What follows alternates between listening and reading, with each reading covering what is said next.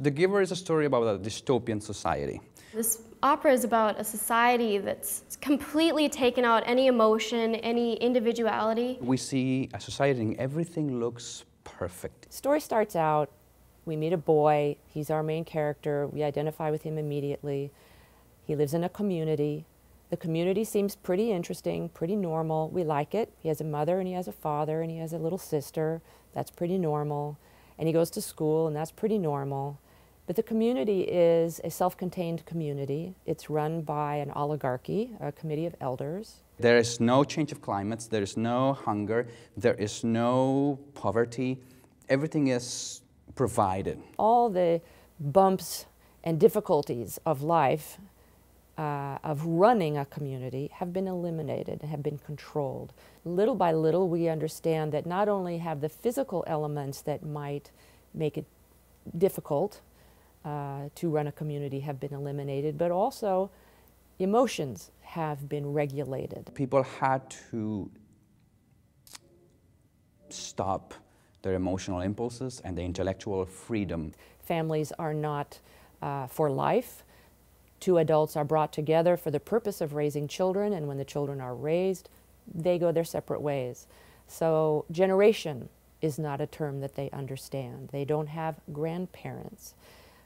People, once they cease to be useful, they're given a few years of relaxation and pleasantness, and then they are, quote unquote, released. We are given to think that release means they just go somewhere else, beyond. Release is death. People who do not conform, whether because they're too old to work anymore, or they break the law, they do not conform to the rules of the society, and babies who do not conform in size and weight in their first year, or in emotional growth or in behavior growth. Babies who do not conform are released. It is a society that Lois Lowry says runs on the concept of sameness.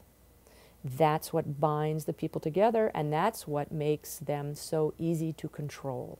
There is one kid who starts seeing, like in the movie The Matrix, and he senses that there's something not quite right in the way he sees the world. He starts asking questions. So he gets a job. Because of that, he gets a job. Jonas is going to be assigned to be the receiver of knowledge from the giver. It's his responsibility to hold these memories, so he has all of the knowledge of all the past, and he sort of bears that burden. He is chosen to be the one person in the society to know more than anyone else, to be the repository of human history, essentially.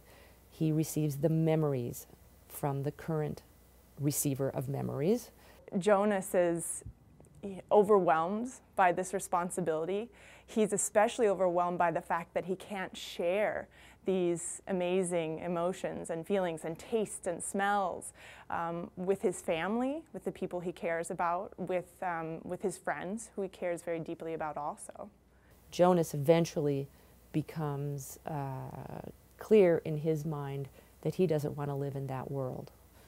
He realizes that his society lost a lot of the human essences in order to survive. If Jonas, or the receiver, leaves the community by release or by going beyond, the memories that reside within the receiver will go back to the people. So the community can be destroyed. And that power lies within the one person who contains all those memories. The giver, as we now know, the old man, has resisted that all his life. He has stayed in the community even though he knows its deficits. Jonas decides that he can't.